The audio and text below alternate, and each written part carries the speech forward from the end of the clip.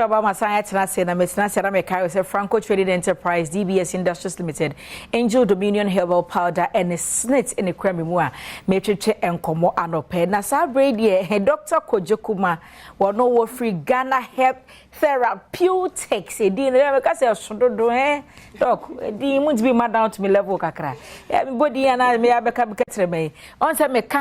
Ganaherbs, Nadia was so going to say, a Ghana man. Poster Joy say 500 and I feel crept to 400. Ni na hon komo ha na be hwese there was ya san la anema hye de oya ade pa doc mache anema hye de oya ade oh say de o hye ma kokko ni be di ba bi na green ni so eh doc and fine yes as free yes as free ya Ghana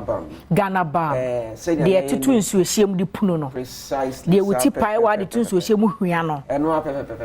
edredi we minimum it means we use fa minimum no pa nti na wo take bi age ba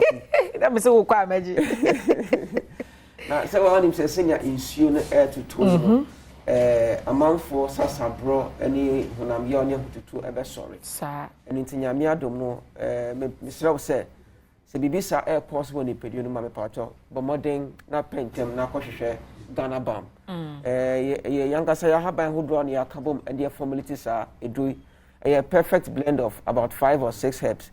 ye kan haban beti say xanthozylum xanthozyloides ye wo capsicum annum ye wo Eugenia cayophilata, you were Minta peperita, then you know carbon idea formulate Ghana Bam. Into all this, no matter the body pain and I say joint aches, with a creamy pair, with the best transfer, it's me, it's you or your every hole. And I say now they can say a cold and I say viral infection in our affected, and I say cold and flu and I say bacterial infection in the whole team, and a friend because a cocoa and a war on the team.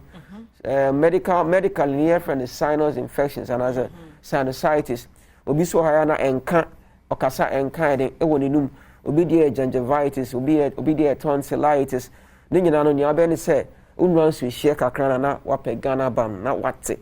odi atre best 1 teaspoon ti na oja tu so hie ma be na fe wopunu nti wopunu sana all the antimicrobial properties na ewa haban a ye de yedu no ko rewra wadwum ne rewra utrimu a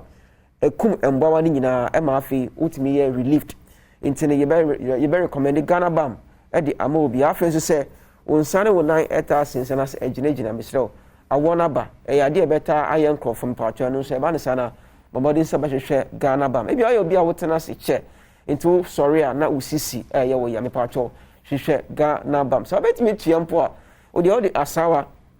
afi ni kakana sana jokoda obetimi de odi etua me patwa menye ne bebre odi ye ne kakre bi ha na fetia na adwa kwakoda no eno sa no e ma usisimu eye clear ma usisimu so esa ye den eno sa so etaboa embe ma na pa ntino ye nche no so na ye nanano mo patcho mbo modin se mo sabetimi de aka Ghana Bam ye nyama bebre as ebia says skin infection and I say skin disease mpo ye betimi aye craw betimi aye yam wodi kakra fa so a shini nyina ene say e krompo na wo dress ya wotimi de kakra eden efa etwimoja. It pulls blood to the site of injury. The more moja de bano, ema ekrono eni ewu ntem. Inti Ghana Bam there, a lot of uses. Eni se o man power. And when was a baby amikobia Ghana Bam edimechi. Baby amikobia edimechi. Inti edrubia very very efficacious. Now ne bon so for. It is one of the balms and that's the only balm so far. So we apply after a long period no. Still, we think can say balm egusu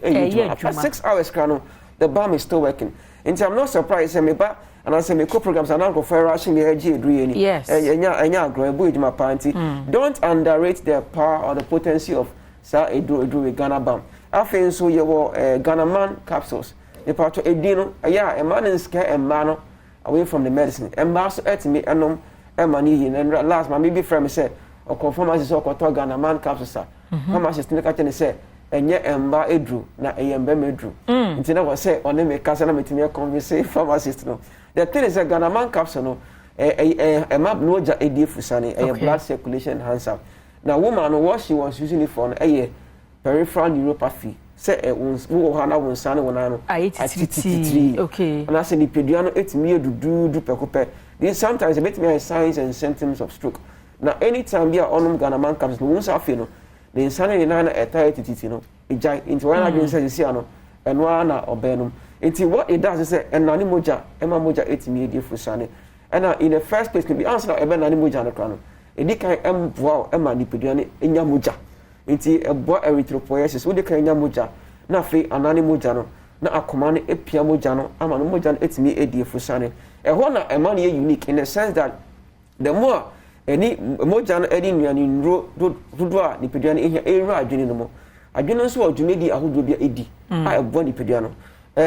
when you call your adwene ma you the hypothalamus and the pituitary gland hypothalamus the friend gonadotrophic releasing hormone na eno so akoye dwuma on the friend pituitary gland no so eno so producing the friend follicle stimulating hormone luteinizing hormone sa ahunsu ahodo no si ra bema testicles ma ne testosterone sa testosterone the man bema e dance so sem bema anti sabi ma chest air thick ma develop muscles ma voice heading a deep massive penis with teddy ano man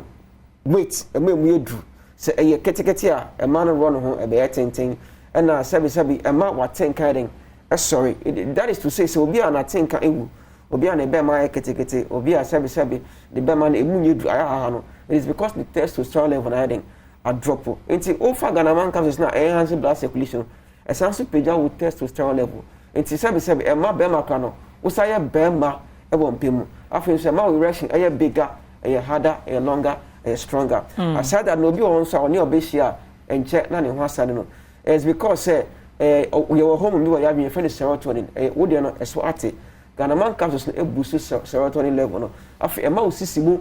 intin ememu ye den your friend ba ko ischium cavernosum your friend ba ko bulbous spongiosum ischium cavernosum no say the more eye den no ma be ma otimi agina so check na fi bulbous spongiosum the amount me control ejaculation Ghana man capsules say drug ya wono ma eboma bema etimi eye bema but that is also to say that your bar or bounce etimi enya tinka na ne wa bema bia ho no abi nso e won ba ho the only difference is that emba de eye kete unse bema e wo penis emba so e wo penis ni bi but emba penis ni en friend penis your friend clitoris ha intine ni eye man bema no essence eye man ba ntin ba so etimi enom etinhanse omo libido and there are times nso ya na the reasons into a man for libido ethical form no bia BP draw modaso and diabetes edrobia or modaso and cholesterol edra or family power cho no matter the medication you are taking no you Ghana man capsules nanom afaka we don't in fact e be breezy with testosterone level na what sounds why e be mabio we here no free why you prostate joy we prostate edra e de ma embema be bia nyame bo or the prostate gland e ka ho wunyin na prostate no so eye kese unfortunately prostate ni kese a na emia urethra no drobe na da junso twa no a junso fem epie no emia no ntia ma junso no entimi empie nti den na hu empempe no junso atumi se junso no ochim pa nsa na junso no epie ebi a wachim a junso no epie ni nyina empie ebi eka wa yase sabi ade a very uncomfortable ko se ebi o nso a ojunso na obema na emu eden hyehyɛ obejunso na emu apa mi no obejunso a obujunso no tot obu ni keten obejunso na hode na ede eba na hode na ewo fom wonyina kyese prostate no yare aka mesrew obi penori bia to star joy yes also say 500 no see for infection bia modern say no so musade especially emba no we your banner with the do we say part ukunu onja oda ukunu onya side chicks thing no beja mu nyina account 20 the modern say we hwe say 500 so edit aka wundro home and bring na no ewo online sense chemical stores ewo pharmacies ewo herbal shops it's okwa nia opebia no obodia ombeding ombenya edit numbers no amount your numbers no 0244 72 7028 0244 72 7028. Your answer was 0244 75 4380 0244 75 4380 and 80. Wait me after 80 0276 81 48 84 0276 81 4884 4 Ghana bam na me promise you. Ayo, thank you. Next me so magime de abusua Dr. Kumano no na wo free Ganaherbs Therapeutics by into Lupano Bora Pharmacy bia Naija wajibi na mesa da me ho aba wodapa shronko enkoma Miss Stella Chenebo akodua or Watema Community 5 and afe happy birthday nko Mama Gloria Sandolf o Kumase Atinga Junction way every osmo ehono medame ho aba me ba de aka eche no ebetwa so